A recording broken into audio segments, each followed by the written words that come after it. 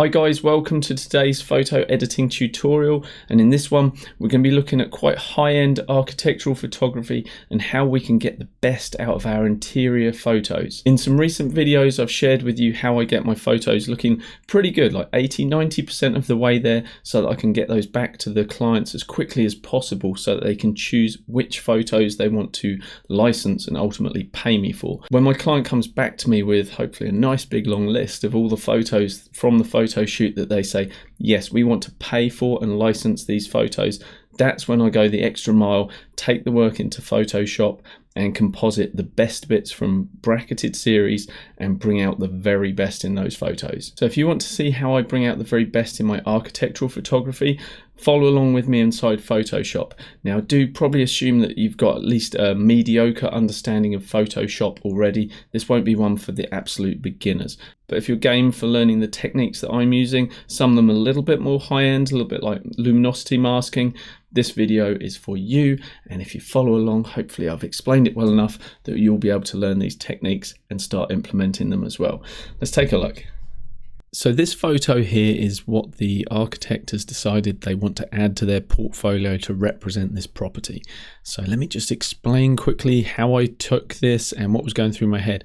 Literally, I was walking around the house having just done my exterior photos. You can see that it's evening outside, and I'd put every single light on pretty much inside the property, and to get those exterior shots with everything glowing and vibrant outside. So I'm literally coming up these stairs, going around to turn off all the lighting. This is a holiday home, no one was living here, so it's up to me to lock up. So I'm basically going around each room, turning all the lights off. I get to the top of the staircase, and in my mind, I know that the builder who actually hired me for this particular shoot, the builder wanted to make sure this staircase was showcased.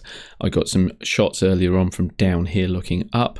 There's a big window behind me, and so that was like a really cool shot. In fact, if I scroll across here, you can see a shot from the other way looking up towards it. That's a pretty nasty bleached out shot at the moment, but as you can see, I'm bracketing different variations of lighting for each shot so that I can actually have the tools available to me to combine the best of each photo. So anyway, I set the camera up here looking straight forward with a 1-point perspective.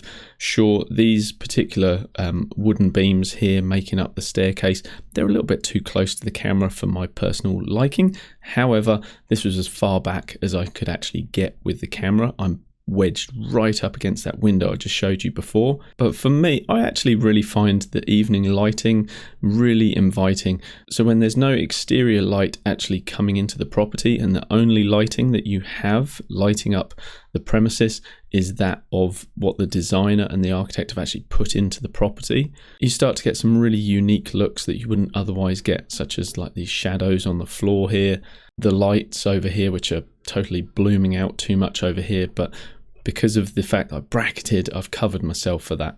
So as you see this image here, this is what I sent through as a proof. This is a very rough and ready edit in my opinion. We've got areas that are completely bleached out. We've got this blooming going on in the light here. I also had an option with the light on over this way, but with both lights at the same time, it was just a little bit too much.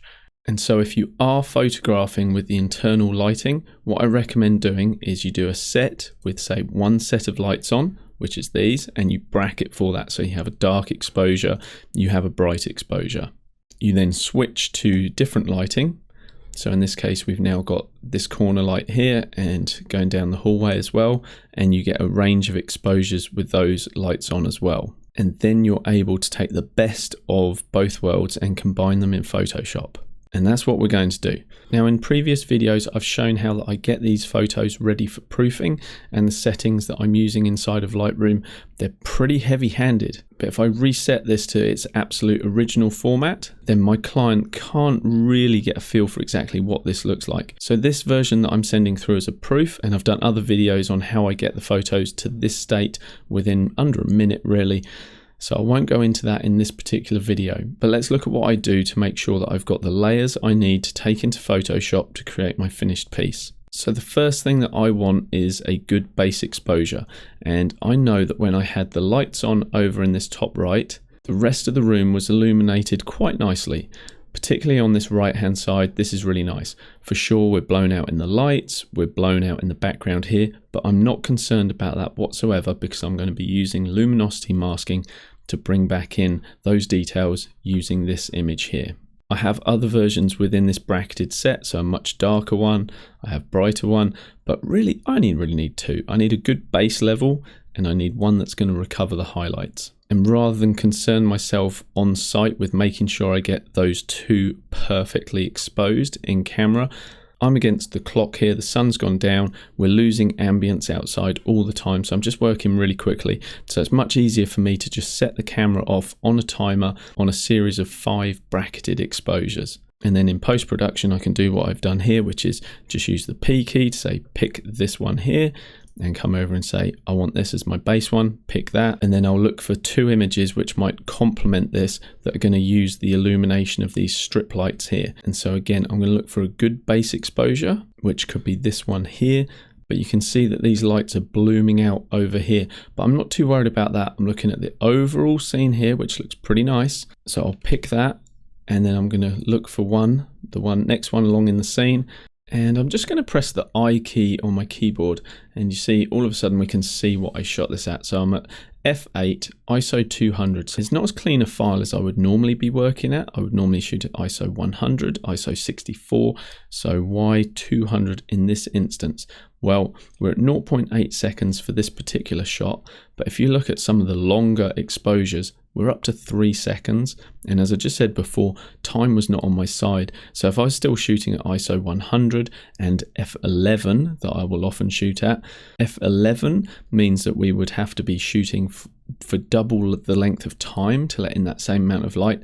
And the same with dropping the ISO to say 100, again we would need to double the length of time. So this would go from a 3-second exposure to a 6 to a 12-second exposure. And when you're doing bracketing, it means you've set your tripod up and you've potentially lost a whole minute just like that in one series. And if you're doing a couple of variations like I have here, that's 2-3 minutes potentially gone on just your camera actually capturing those images that normally in the daytime, a couple of seconds and it's rattled through the whole series. So that's why I bumped my ISO up to 200 here for this sort of time of night, and also drop my f-stop down from f11 to f8. The compromise with that is things like these bars here won't be quite as sharp. You see, as if that was f11, I would potentially have these quite sharp and also this part in the foreground quite sharp as well. But it's okay, it's acceptable, and it's a trade-off that I'm willing to take. Now we've got the 4 images that I want to work with, I need to take those into Photoshop. Before I take any series into Photoshop, I always make sure that the color balance is synchronized. But here's the thing, if you look here, we're at as shot 2550 for the temperature plus 11. Let's go to the other one within this series, 2550 plus 10. Really, there's nothing in it. But now if I go to the other shots over here and click on that, 2750 plus 6. Let's go to the next one in this series. And when I say series, I mean the ones lit by these strip lights here, rather than the light in the top right hand corner. But again, 2750 plus 6. So should I synchronize all 4 images to have the same white balance? Well, no. The color temperature coming out of these strip lights here is obviously different to the color temperature coming out of this light in the top right. So my camera has actually done a very good job of getting these to pretty much match visually. So although the numbers are different, visually they match. So I'm just going to bring these straight into Photoshop as they are. So I'm going to control click on each one, right click, and we're going to go edit in, and we're going to open as layers in Photoshop. I really like to stay organized, so let me just show you really quickly what I do. My base layer, I call that base. The highlights layer that's going to control the highlights within that, I call that highlights. Strip base is for the strip lights over here, and I have strip highlights. And that sounds much more exciting than what it actually is, strip highlights. Anyway, that is to control the highlights in the strip lights over here. So now we've got our 4 layers loaded, we are in a position to do a bit of merging. We're going to do luminosity masking first of all to recover the highlights for this particular shot here, and then we'll do the same again for the image above, which is all based on the strip lights here. Once we have those 2 things corrected, we're going to merge the best of both worlds. So let's make a start on luminosity masking. Now you may already know luminosity masking, but if you don't and you're interested in architectural photography, real estate, or even landscape photography, this technique is a game changer. You have to know it. I never used to be a big fan of HDR because I never used to think it did a particularly realistic job. I have had my mind changed by Aurora HDR, which actually does a much more believable job. But the ultimate control in bringing back highlights, bringing up shadows, you can do that manually using this technique, luminosity masking. So let me show you how you do that. So basically, if you were trying to bring back the details in the highlights here, if you were not using a luminosity mask and you just created your own mask here, and let's just fill that with black by hitting Alt Delete to fill with the foreground color of black, and then we started trying to carefully paint this back in with white, we could do it. It'd be a little awkward to try and do it, but if I go 100% and start trying to paint that in, you can see the problems we're going to run up against, right? You've got discoloration here, darker areas. It's just not going to look good. No matter how much you try and refine this and maybe work with a 50% flow to start rubbing that away, it's going to be hard work to get that looking believable. So let's just delete that layer mask and I'll show you a much better way to do it. I'm going to hide this layer, create a mask, and we're going to come over here to the top left to the image options, drop down, and we're going to come to apply image. Now, as soon as I click that, did you see what happened over here in our thumbnail? A thumbnail for the mask has been created with luminosity values, the brightness values representing where the mask is and where the mask isn't. So at the moment, we're going to show through just where it's highlighted. Can you see the whites here? That's going to show through this layer just where those whites are, and it's going to hide it where the black bits are, which are the shadows.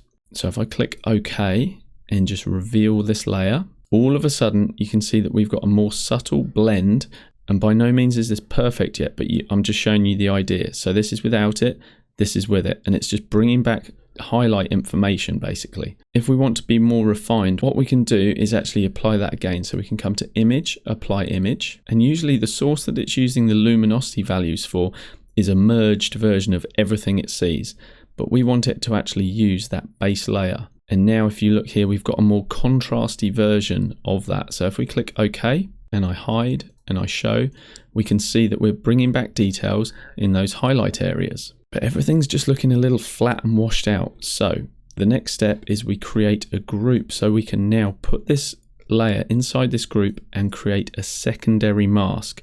So if I hold Alt and click the mask button, we have now got ourselves all of that layer hidden. And now we can actually just paint this back in exactly where we want it. So I could be at 50% opacity, and I would normally do this with my Wacom tablet, but I'm just doing this with a mouse. So just to show you, yes, you can totally do this with a mouse. You can switch back to black using the X key and just remove that if you've gone over areas you don't want to. And again, we can press X to change back to white to carry on painting in this mask if we want a little bit more intensity to control those highlights. And that's super easy to do that, right? But if I hide that and show it, you can see how we've just controlled those highlights. If you feel like it's bleeding over the edge here and you don't really want it to do that, and use the quick mask tool here, just drag a little area there and that will quickly select it, and we could hit the delete key. I don't think this is going to work particularly well actually. Let's see. Yeah, because it gone over just a little bit there. Yeah, that's not perfect. So let's undo that. Let's jump back in our history, come back to layers, and I think what I'll do is actually just use the polygonal lasso tool just to really quickly create just a very rough area around here, just so we've got that nice straight line. And I'll probably be able to just go along the top of those there. I'm not too worried about that area off to the right. It's just this edge here we want to clean up. So I'll get my brush, and I need to be painting with black to remove where those highlights were showing through and just sort of muddying up this wall. I'll press 0 to change my opacity from the 20% it was on to 100%. And just like that, I'll paint that away. Deselect it, zoom out, and let's make sure we're in a good place. Without the highlight control, with the highlight control. Cool. Let's do the same thing for the strip base, which is this image here. And now I'm seeing this, I'm thinking this particular image for a base layer is a little bit too dark. And so while I could correct this in Photoshop with curves to keep my file as pure as possible, I'm just going to quickly jump back into Lightroom and maybe just choose one that's just a little bit brighter. And this looks like a really nice option. So actually let's go with this one. So we're going to go right click, edit in Photoshop. I'm going to pull that out to break it away. Press V, so now I can drag this into our existing stack of layers. Just close that down, don't want to save it. And I'm going to call this strip base and just throw that darker one away. So this is now a base layer for this, which I like for the right hand side of the image. I think the exposure is quite good, but we are very, very bright over here on the left hand side. So we could use the same technique that we just used here, but for this instance, what I think I'll do is actually just directly paint on the mask just to control this area here, this little bit through here, and maybe the floor as well. So let me reveal this layer, create a mask over the top of it by holding the Alt or Option key as I do that, and that's just going to hide it. And this time I am going to use my Wacom tablet. So I'm just switching to white here, and basically anywhere I paint, that is going to reveal that darker layer. So I'm just going to drop my opacity down to sort of 30% and just start painting over this area, which is definitely the most important area to correct. So as I just sort of build this up over here, we're just taking care of those bright areas. I don't mind leaving a little bit of glow around the light, because I just think that just adds a little something to that. We'll just darken that bit there. Maybe the little patch up on the ceiling as well, just sort of paint that away. And I might just darken down this carpet as well. I just feel like it's getting a little bit too bright. And maybe if we bring over a little bit of that darkness there. Yeah, because we don't want the floor grabbing too much of our attention. So this is where it's not a science, it's more of an art to deciding what you do and don't want to leave in. I feel like we've gone over the edge and darkened things up in this ceiling a little bit too much. So let's just make a pretty rough selection around here so that I can paint that away just along this area here. So grab a brush, switch to black with the X key, using my left bracket key just to reduce the size of that, and I'll just take that darkening away down there. And now I'm going to group these two strip layers by pressing Control and G, Control D to deselect that. And now I've created a mask. It's filled with white, so we see everything. So what we need to do is press Alt Delete to fill with this foreground color. And now we've hidden that layer completely. And so this is the bit where we combine the best of both worlds. So if I switch to my white, and I'm going to boost the opacity all the way to 100 and bring the flow down.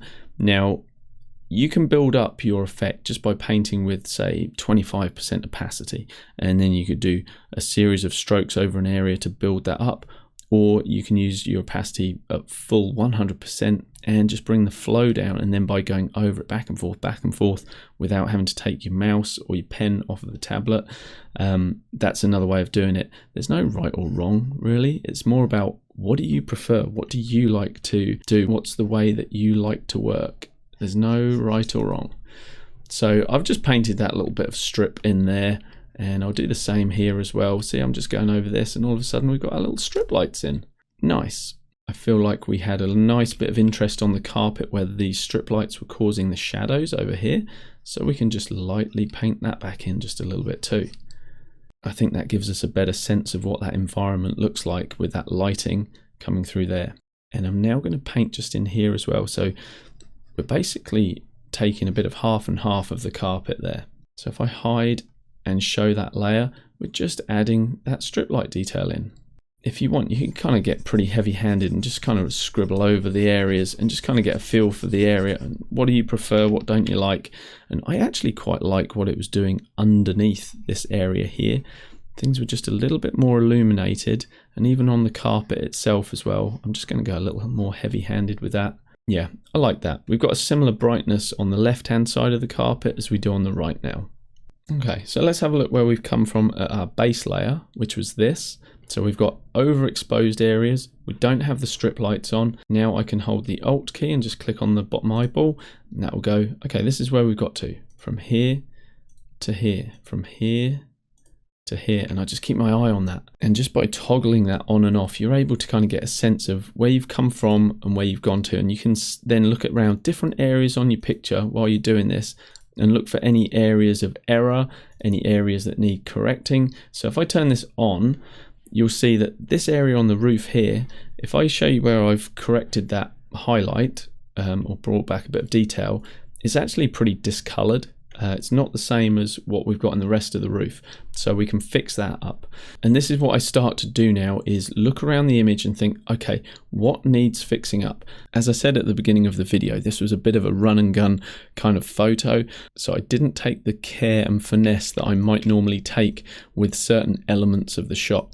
So I don't really like the positioning of the chair here, the fact that you lose just that little bit off there. I would have preferred to get the whole chair in, maybe lose the printer paper up here I would have got rid of as well. I did move a couple of things up here, but I just didn't have the time. As I mentioned before, the light was just fading away. I would have lost any opportunity to get any other shots after this, and so I was just working really quickly. Yes, with masking I could clean this little printer paper area up, but it's honestly not a huge concern for me. I think the things that are my major concern at the moment would be the reflections in the window here. I find them a little distracting. I would like to see a nice, just pure blue outside there without the reflections. I would like to see this little highlight here to be the correct coloring. And the other thing that's kind of really bugging me is because I shot this quite wide, because I couldn't get any further back, things that are in the corner start getting a little distorted.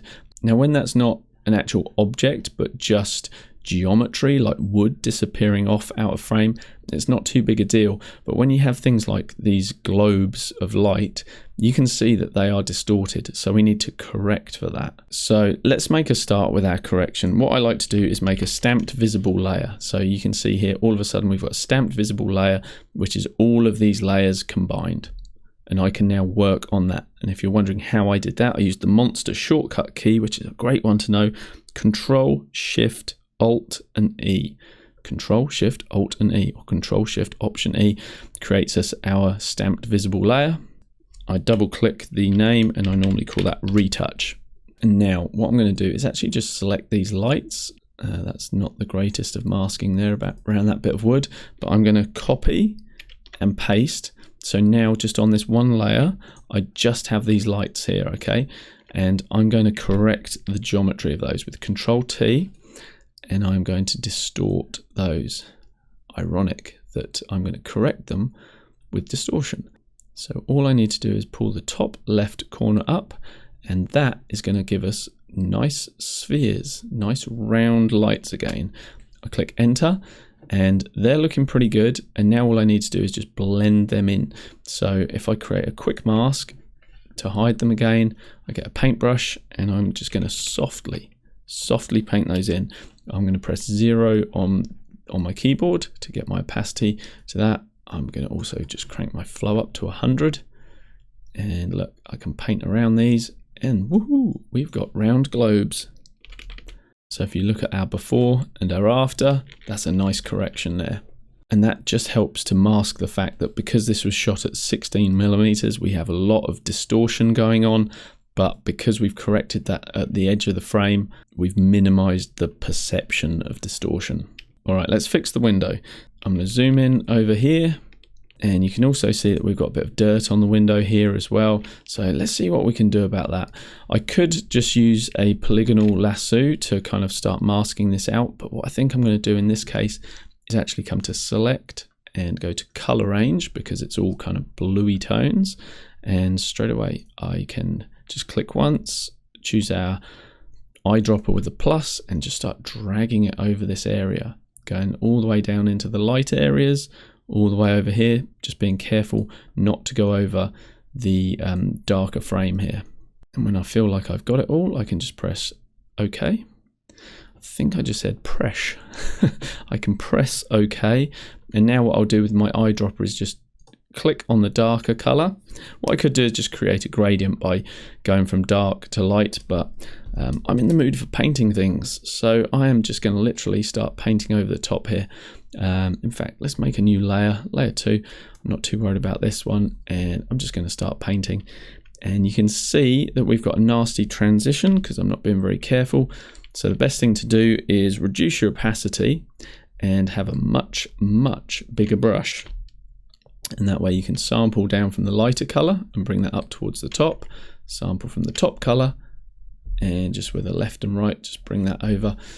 And now if I deselect that, you can see that we have a much better, much cleaner sky outside. So if I hide and show, you'll see that that looks much cleaner out there. Now you might start to think, nah, it kind of looks a bit fake, and you don't want fake. I really like imagery that doesn't have distractions. So while it's realistic to have these reflections here, I find them a visual distraction. They don't necessarily add anything to our overall vision of this image here. So if I take them away, we actually have a cleaner shot, which is more about the architecture itself and the environment, not the reflections. However, because we've put these on a separate layer, what we can do is actually just bring the opacity down so that we can get a hint of the reflections. So we still have that element of believability, but it's not as in your face as what it was before. So here's our after, here's our before, after. Now let's fix up the color up here on the ceiling. So what I'm going to do is just, again, create a new layer. It's always handy just working on new layers just so you don't get things confused. And we're just going to sample color from around here, let's say, and reduce the size of our brush. And we're just going to start painting over this. And normally I would change the blending mode already, which I have not done yet, but that's okay. You can see that we've now introduced color into here, and you're like, oh, you've lost all the detail. No problem. We're going to come here to the blending mode, change that to color, and this is without it. We've got a very bluey, washed out kind of cast. And if I turn that back on, there we have the same kind of color going on as we have on the rest of the ceiling. And if we find that it's a little bit too much, a little bit too saturated, again, because it's on its own layer, rather than painting directly over that retouch layer, what we can do is just drop the opacity to a point where we feel, yeah, that's believable. Now, while we are on believability, let's talk about color casts. Now, I shot this image with the existing lighting. That was a deliberate choice. I really enjoyed the way that the lighting was playing with the environment here.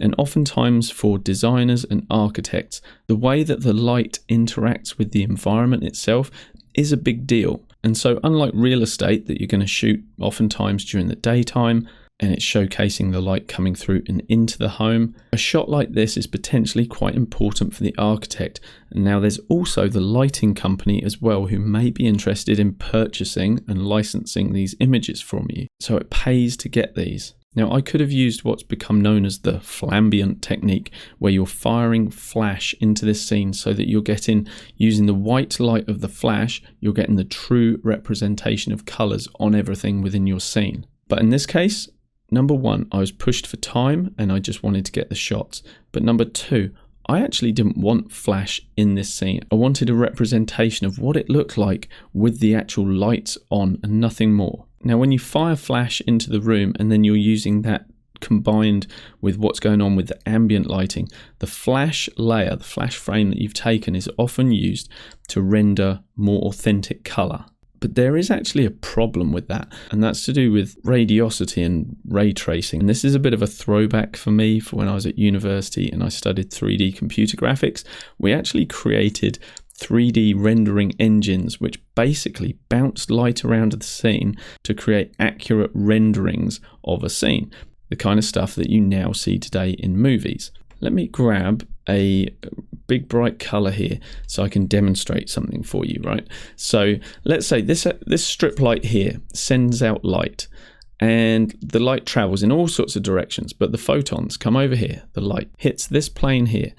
Now, when that light then comes down onto this wall, it is going to have absorbed some of the color from this wood, and that color will be on the wall.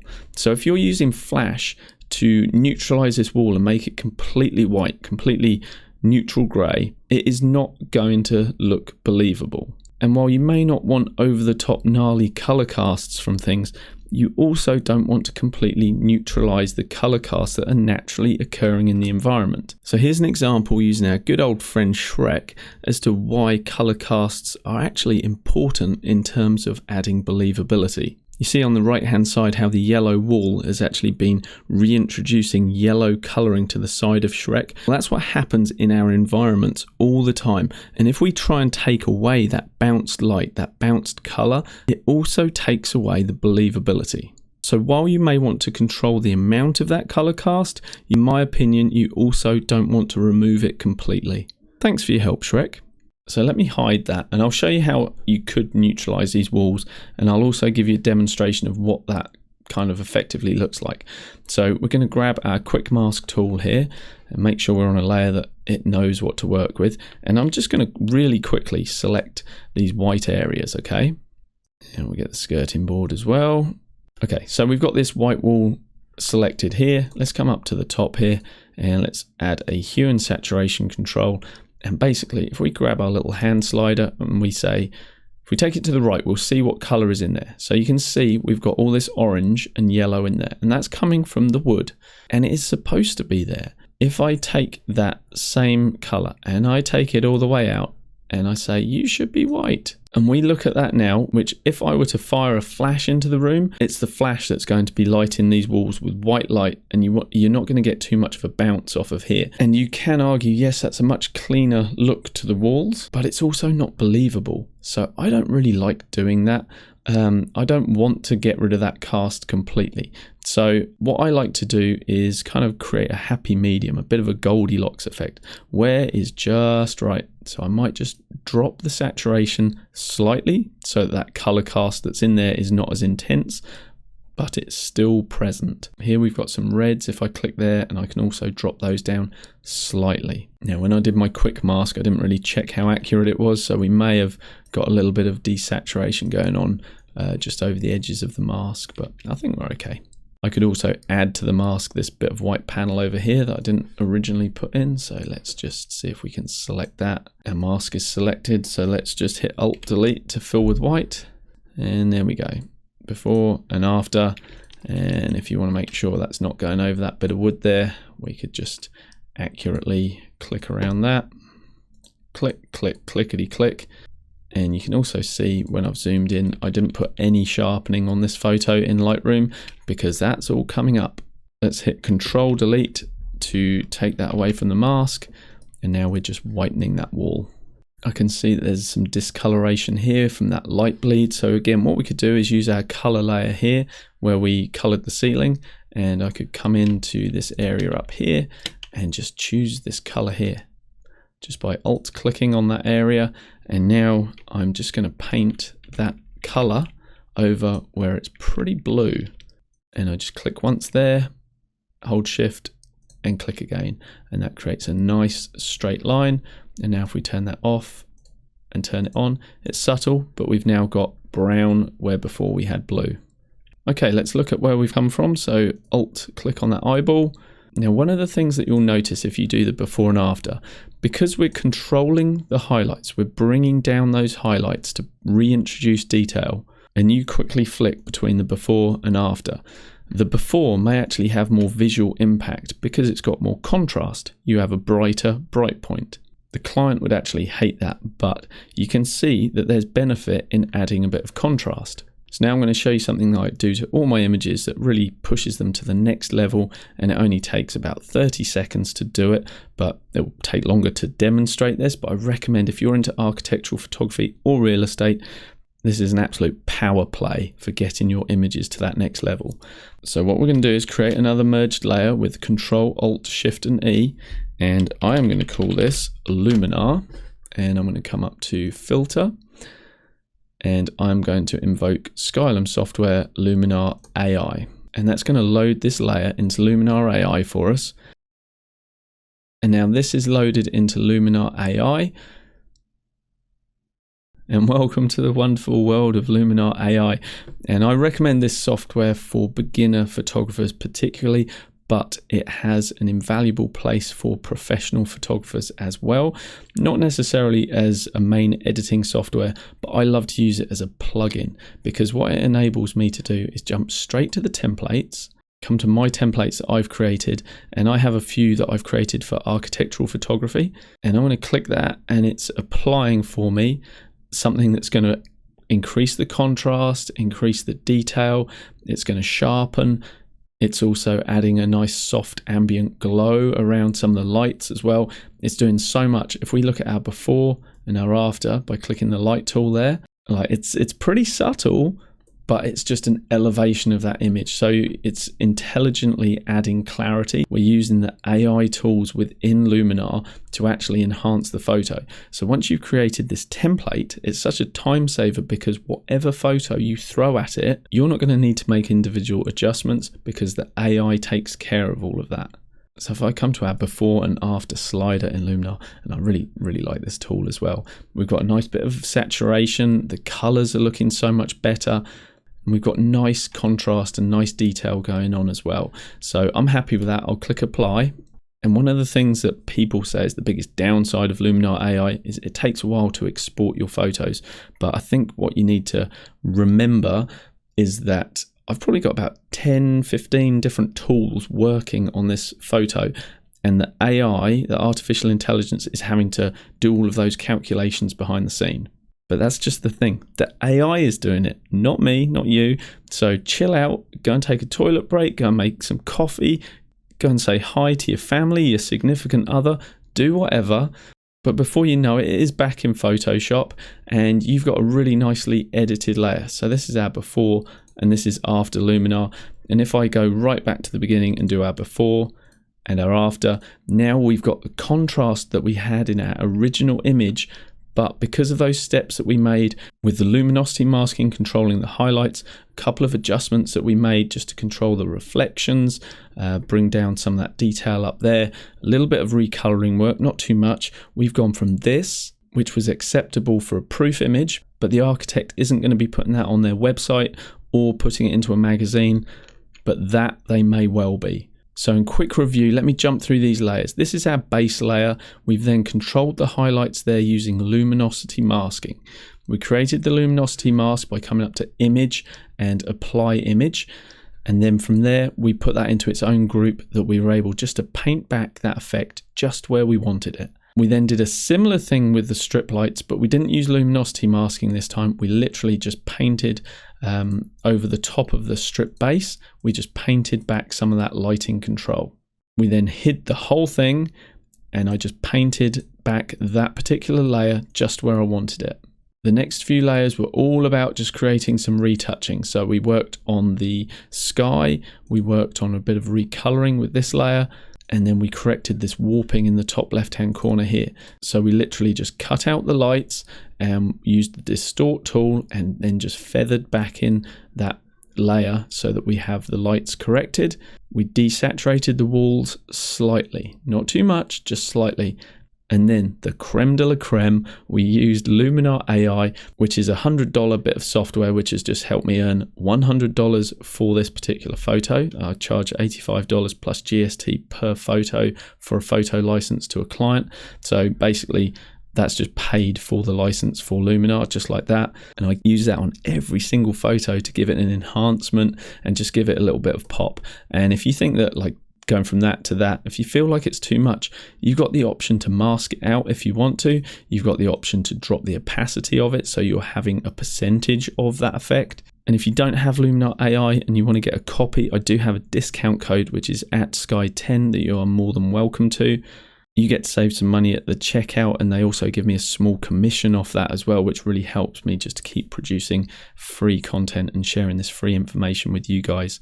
And if you've bought Luminar AI with that link and you want help how to make that particular template that I showed you, just write template in the comments, and if enough people request it, I will put together a video on how easy that is to set up. And once you've done it, it's there for life and you can run every single one of your photos through it. Bammo, bammo, bammo.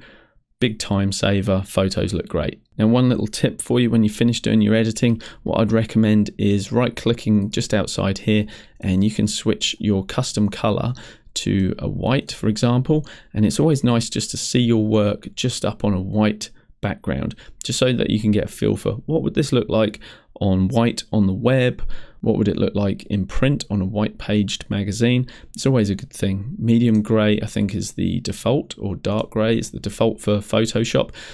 So yeah, just switch between, okay, what do I want to see this on? Do I want to see it on black? Okay, that's what we were working on before. Show me it on white. Does it still look good? And of course, if you really want to admire your work, just press the F key, press it again, and bammo, it's just your work on a white screen. Ah, didn't we do well? Oh, and as I alluded to before, within Luminar we have sharpening as well built into it. So if I go back to F and I hide the Luminar version and then show it again, you'll see that not only is it introducing global contrast, local contrast, saturation, all that good stuff, it's also done our sharpening for us, so we don't need to worry about a separate sharpening layer in Photoshop as well. So all I need to do now is just save this as a JPEG, send it through to my client, and send them the invoice for this and the other photos they requested. Okay, so this is our out of camera capture. And now the next one, this shot here, is what I'm sending back to the client as a proof. It's pretty rough and ready, but it's good enough for them to decide if they want to invest in this as a licensed image or not. They say yes, and then we create this version here, which at first glance might not look hugely different, but it is a big step up in quality. And that's what we created here together. So let's just have a really quick review, just so that we can consolidate what we've learned and just really get it in there. So basically, we've got a series of images that we photographed with the lights on, with the lights off, just a variety with different lighting. So in that evening light, when the light level outside has dropped, we're just doing different combinations of interior lighting. So we might turn this light on, get some shots, turn that off, get that light on, and we're bracketing from light to dark or dark to light, and we're getting that series of images that we can then work with inside of Photoshop. We don't need the whole 5 set, but we're covering our bases. Basically, we want a good base exposure, we want something to control the highlights, and we didn't do it here, but potentially sometimes you need something just to take care of the shadows as well, and you can use the same technique, but the mask would be the other way round, so you're just bringing back the shadows. In this case here, we were able to combine the best of 2 different lighting situations, with the strip light and with that other light in the top right hand corner. Once we've done that combination and fused those layers using that monster shortcut, Control, Alt, Shift and E, and smush them into one layer, we then do a retouch on that layer. We're taking care of any anomalies, things that are going to catch the eye, like those reflections. If there's any marks on the walls, there might be those the paperwork or the books up on the shelf, which I didn't remove here, but you could do that. All of that happens at that point for me in my workflow. I get rid of all of those things. I'm also doing color corrections at this point, so I used a couple of techniques. We actually painted a color directly on a layer, changed that blending mode to color, and that took care of that little highlight in the ceiling that was kind of bluey and washed out. We also had a quick look at introducing a saturation, hue saturation layer, and just desaturating that and just assigning that to the white on the walls. Now, I don't recommend going too heavy-handed with this and desaturating white walls completely, because there is ambient bounce going on, and there will be a slight color cast, and I say embrace it, don't kill it. Work with it and minimize it if need be, but don't get rid of it completely. Don't use a flash layer just to go, I've completely neutralized the color casts, yay me. No, not yay you. Leave that to the real estate photographers. The architects want to see how the light is interacting within the scene, okay? So now you've got your retouched layer, and all your hard work inside Photoshop is pretty much done now. In the past, I would have been going in creating a sharpening layer. I would have been working with curves individually to brighten and darken different elements. I would have been doing local contrast adjustments. All of this sort of stuff now, I send it out to Luminar. It's like outsourcing. I'm like saying, Luminar, you just take care of this, because it's got that AI inside of it that can basically do all of that for you. So why would you be wasting your own time inside Photoshop when Luminar can do all of this for you, and oftentimes do a better job as well? So I've now got my template set up inside of Luminar AI, and you can either utilize it as a plugin, as I've shown you here, or what I prefer to do is get all of my editing done inside of Photoshop, save those finished Photoshop versions out as TIFFs, and then just have a folder full of those TIFFs, and then automate what I showed you inside of Luminar on all of those photos all at once, and it will just spit out JPEGs for you that have had that adjustment applied. It's super easy to set up your own template, and it's also super easy to automate that process as well. But if you would like me to make a video to show you exactly how I've done that, just write templates in the comments below, and if I get enough requests, I'll put a video together showing you exactly how to do that. But honestly, it's piece of cake. Thank you so much for your time watching today, and I really hope you've learned something. If you have, do me a favor, just leave me a thumbs up. But if you're like me, sometimes you watch people showcasing how they use Photoshop, and you sat there going, "Oh, a much better way to do that." If that's happened today, if I'm one of those people going, "Do this, do that," and you're like, "You just press this hotkey to do that," share it with us. I'm not so naive to think that there aren't better ways to do things. I don't know everything in Photoshop. I feel like I'm always on a learning journey. Hopefully I can share what I know, but if there are holes in my knowledge and you know something I don't, please share that in the comments as well. I really appreciate it. So thank you very much. I appreciate you. I appreciate your time, and I'll see you in the next video. Peace out. That's a different way of finishing my video. I've never done that one before. Peace out. Maybe it's my new thing. It's not my new thing. Not at all.